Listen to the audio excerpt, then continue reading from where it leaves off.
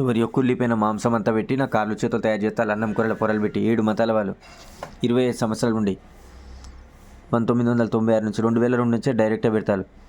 గోర్లన్నీ ఖరాబ్ చేసిన డిఎన్ఏతో ఉన్న గోర్లు బీకేసి ఎవరికో తయారు చేసి ఎవరు స్వచ్ఛమైన శివాల తోలు పెట్టి తయారు చేస్తారు. ఆడవాళ్ళ మగవాళ్ళ 7-8 మతాల మాంసం పెట్టి తయారు చేస్తారు. కాళ్ళు చేతులు కనుగోళ్ళు క్లోనింగ్ చేస్తారు అన్నట్టు. నా సొంతం శరీర కణాలు కొట్టేసి 100 కోట్ల మంది అందమైన అవయవాలుగా మార్చుకుంటారు. పేపర్లు టీవీలో రాకుండా మెయింటైన్ చేస్తారు. విలేకరులు వాళ్ళందరూ కూడా ఉంటారు కాబట్టి అందులోనే పోలీసులు, ఐఏఎస్లు, ఐపీఎస్లు, జడ్జీలు, లాయర్లు, ఇంజనీర్లు 7-8 మతాల వాళ్ళు కాబట్టి బయటికి రానియకుండా ప్లాన్లు వేస్తారు. చాలామంది ఫ్యాక్టరీల వాళ్ళు కూడా 100,000 కోట్ల ఆస్తులు ఉన్న వాళ్ళు కుళ్ళిపోయిన మాంసం ముద్దలు తయారు చేస్తారు. సెల్స్ అన్నీ కొట్టేసి డిఎన్ఏని కూడా కొట్టేసిండ్రు. అవయవాలను కూడా మొత్తం కొట్టేసి ఇష్టం వచ్చినట్టు కుళ్ళిపోయిన అవయవాలు తయారు చేస్తారు. ఘోరమైన రోగాలు వచ్చిన వాళ్ళందరూ అన్నం కూరల మీద పొరలు పెట్టి అమ్ముతారు.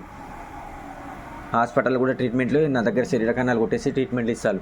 దేశం మొత్తం ఇవే బుడగలు 1600 కిలోమీటర్లు కూడా పొలాలు వల్ల మొత్తం ఇవే.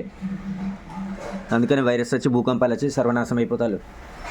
చాలా దేశాలకు మనుషులను తయారు చేస్తారు. వీళ్ళు వాళ్ళకి నచ్చినట్టు తయారు చేసుకుంటారట. పంచభూతాలు పుట్టించిల్లట. మొత్తం గ్రహాలు, నక్షత్రాలు, బ్రహ్మాండాలు వెళ్ళాలనుకున్నారట 12 మతాల వాళ్ళు. మిగతా మతాలని చంపేసి అందుకనే వాళ్ళ మతాల దేవుళ్ళు 12 మతాల వాళ్ళతో లింకులు పెట్టుకొని అన్నీ నేర్చుకుంటారు.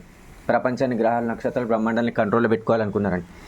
కాళ్ళ మీద ఎందుకు పెట్టినంటే కాళ్ళు కుళ్ళిపోయిన మాంసం 25 సంవత్సరాలు పెట్టి తయారు చేస్తారు. ఒక 20,000 సార్లు కాళ్ళు అరగదీసి ఉంటారు. నాకు శరీరం నిండుగా కుళ్ళిపోయిన మాంసం ఎవరెవరితో రక్తం పెడుతున్నారు. డిఎన్ఏ అంటే అందరికి ఒకటే డిఎన్ఏ ఉన్నా కూడా మొత్తం వేలిముద్రలు వేరే ఉంటాయి, జాతకం వేరే ఉంటుంది, అవయవాలు వేరే ఉంటాయి, బ్రెయిన్ వేరే ఉంటుంది, శరీర కణాలు వేరే ఉంటాయి, వాళ్ళు చదువుకునే చదువు వేరే ఉంటుంది, వాళ్ళ పూర్వజన్మలు వేరే ఉంటాయి. క్షుద్రశక్తి గల 2000 నాకు చిన్నగా ఉన్నప్పటి నుంచి ఇదే బిల్డింగ్. నేను ఈ జన్మల 1976 నుండి పూర్వజన్మలు కూడా నాకు ఎన్నో చోట్ల ఆస్తులు ఉంటాయి. లక్షల కోట్ల యుగాల నుంచి, ఎన్నో లక్షల కోట్ల యుగాల నుంచి పుడుతుంటాం. అన్ని చోట్ల కూడా నాకు ఆస్తులు ఉంటాయి. లక్షల కోట్ల యుగాలు కూడా నాకు ఎన్నోసార్లు పెళ్ళిళ్ళు ఉంటాయి, పిల్లలు కూడా పుట్టి ఉంటారు. పూర్వజన్మలు కూడా ఉంటాయి. నేను కూడా ఎంతోమందికి ఆస్తులు రాసిచ్చి ఉంటాను. లక్షల కోట్ల యుగాల నుండి, లక్షల కోట్ల మహాయుగాల నుండి కూడా నేను తపస్సులు చేసి ఉంటాను, జపధ్యానం చేసి ఉంటాను. ఎవడో బట్టలు ముగిలాడు తుమ్మలచ్చి వచ్చేసి 45 సంవత్సరాల క్రితం మాకు పుట్టినావు కాబట్టి లక్షల కోట్ల యుగాల నుంచి మేమే పుట్టించి నీకు ఆస్తులు రాసిచ్చి చదువు చెప్పిస్తానమని రోజు చెప్తాను. మంత్రగాళ్ళం పెట్టి మంత్రించిళ్ళు, క్షుద్రశక్తి చేతబడులు చేయించిళ్ళు.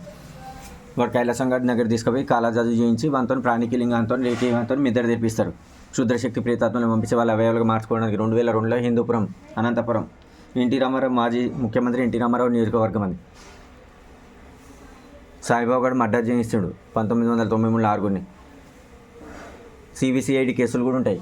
పివి నరసింహారావు కూడా ఉపసంహరింపజేస్తాడు ఆ కేసులన్నీ. కేసులు కోర్టులో విచారణ చేయొద్దని. తర్వాత సాయిబాబా గారు మన లాభాలుగా మార్చుకోవడానికి ట్రాప్ చేస్తారన్నట్టు 1990 ముందు చేశారు. అవయవాలుగా మార్చుకోవడానికి అంత కుళ్ళిపోయిన రక్తం మాంసం ముందుతో చీకిపోయినట్టుంటే స్టైల్గా అవయవాలు మార్చుకొని తిరుగుతూ అంటాడు. దుడ్డుగా అయితే అంటాడు. ఎట్లయితాడో చెప్పాలి కదా. 90 ముందు గలీజ్గా చీకిపోయి కుళ్ళిపోయి రక్తం మాంసం ముద్దలు ఉన్నాడు. దుడ్డుగా వైబ్రేషన్ ఎట్లా వస్తుంది, మిగతా వాళ్ళ నా వైబ్రేషన్ ఎట్లా పోతుందో చెప్పాలి కదా. క్షుద్రశక్తి ప్రేతాత్మగాడు, కాలాజాదుగాడు, సాయిబాబా ఫేక్ అని యూట్యూబ్ చూస్తే తెలుస్తుంది. సాయిబాబా గారు హోమోసెక్సువల్ అని బీబీసీలో కూడా వచ్చింది. 2002లో ఎక్స్పోజ్ చేస్తారు. సాయిబాబాని శక్తులు నింపాలనుకొని తిరుగుతూ అంటారు. వేల్పూర్ గోచే అని ఒకడు ఉంటాడు తాడేపల్లిగూడెంలో. వాడు భగవంతుడట. రమణ మహర్షి అనేటోడు ఎవడో చచ్చిపోతాడు.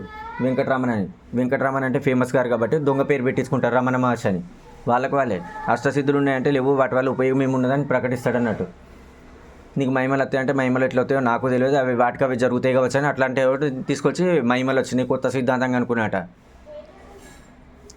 రమణ మహర్షి అని కొత్త సిద్ధాంతంగా అనుకున్నట్టు. శక్తిపాతంతో మోక్షం వస్తాయట. లక్షల కోట్ల జన్మలు తపస్సు చేస్తే మోక్షం వస్తుందని భగవద్గీత రాసుంటే కళ్ళల్లో చూసి శక్తిపాతం చేయగానే మోక్షం వస్తుందట.